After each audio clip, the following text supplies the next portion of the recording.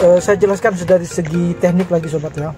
Jadi ketika terjadi hujan gitu, dengan curah hujan yang tinggi dalam hujan lebat gitu, ini kembali lagi kepada Al-Quran ya. Jadi ada ayat tertentu yang mengatakan akan diturunkan ya, daerah-daerah gersang itu akan diturunkan hujan gitu, dengan curah hujan yang sangat tinggi bahkan lebat seperti itu.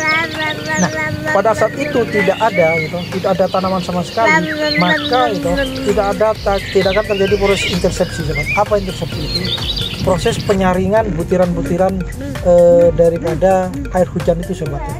Jadi air hujan itu titik-titiknya akan terjadi gaya kinetik yang menusuk atau butirannya jatuh ke lahan-lahan, ke tanah gersang itu sobat ya. Kemudian butiran-butiran itu, butiran daripada hujan itu akan menumpuk ya, seperti memukul sehingga tanah itu akan menjadi padat sobat. Karena akhirnya air hujan itu akan dalam beberapa jam selanjutnya akan menjadi limpasan ya. Jadi air itu akan menjadi limpasan atau run off lah nama bahasanya itu. Limpasan itu mengalir sobat, mengalir sehingga sungai jelas tidak akan mampu ya. Kalau semuanya tidak menyerap ke dalam tanah, tidak ada resapan, maka akhirnya masuk ke sungai-sungai, anak-anak sungai, dan masuk ke sungai utama, terjadilah banjir. Itulah sebab terjadinya peristiwa banjir itu. Jadi tidak ada filter, tidak ada yang menyaring, tidak ada yang mengurai daripada terjadinya hujan ya. Jika banyak daun-daun sobat ya, seperti hutan, masuk daun-daun yang tanaman itu, maka yaitu ketika hujan itu 100%, maka air itu akan selanjutnya itu akan menjadi 60% masuk ke tanah. Jadi tinggal 60%-nya. 60%-nya terserap gitu oleh tanah. Karena tanah yang ada tanamannya akan subur sobat ya. Jadi ada daun kering, ada pelepah, kemudian ada bekas-bekas daripada kayu yang membuat tanah itu gembur sehingga air itu masuk. Tinggallah 30% lagi sobat. Jadi paling tidak antara 40-60% air akan habis sebenarnya. Tinggal 30% sobat. Kemana 30% akan masuk ke sungai lah. Seandainya pun tinggal 30 bahkan sampai 50% air ini masuk ke sungai, maka sungai itu akan mampu menampung kapasitas itu gitu. Bayangkan kalau 100% air hujan itu semuanya masuk ke sungai sobat, maka sungai itu dari hulu yang akan mengalir ke hilir akan menjadi limpasan utama, akan menjadi debit banjir, yaitu debit yang airnya meluap melampaui batas sungai kanan kiri sobat. Oleh karena itu sobat ya, kita perlu banyak menanam tanaman sobat ya. Menanam tanaman, jadi lakukan reboisasi, penghijauan ya di berbagai tempat sobat ya. Karena perintah pertama dari agama, dari Rasulullah itu memerintahkan seperti itu gitu. Apalagi fenomena seperti yang saya ceritakan sobat ya. Tumbuhan, daunnya itu berzikir sobat ya. Dan zikir itu akan mencegah bala bencana. Dan ingat sobat, ketika bicara bencana, maka teknologi belum tentu bisa menyelesaikannya. Kalau tidak percaya silahkan buat bendungan sebesar apapun sobat ya. Bendungan itu ketika hujan diturunkan melebihi kapasitasnya, maka bendungannya juga bisa jebol sobat ya. Seperti itu. Tapi ketika tanaman-tanaman di sekitar itu ada bendungan, ada tanaman, maka itu lebih kondusif sobat gitu. Karena ada yang mempertahankan, ada yang berusaha untuk mencegah. Begitu sobat ya.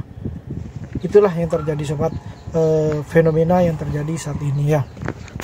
Jadi kita jangan berpikir tanaman itu akarnya meresap air begitu. Tidak sobat, mungkin kita berpikir dulu waktu masih kecil, apa sih hubungannya tanaman dengan banjir gitu. Jangan-jangan akarnya menyerap. Memang iya sobat ya, jadi akar itu menyerap air, tapi bukan ketika banjir terjadi atau mencegah terjadinya banjir itu bukan akarnya yang bermain gitu. Justru dahan itu dari batang, dari tajuknya sobat yang berperan ya. Jadi ini kalau sudah ditebang gundul, maka secara agama tidak ada yang berpikir ya, kata Profesor Brown William yang bertasbih, tidak ada yang bertasbih.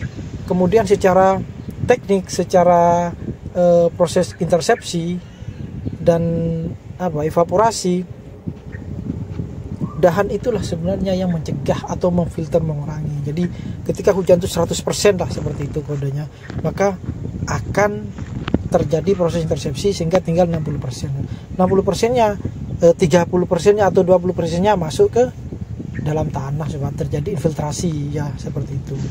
Ketika daerah-daerah yang berada di ada tanaman banyak itu lebih subur, lebih cenderung air bisa masuk ke dalamnya.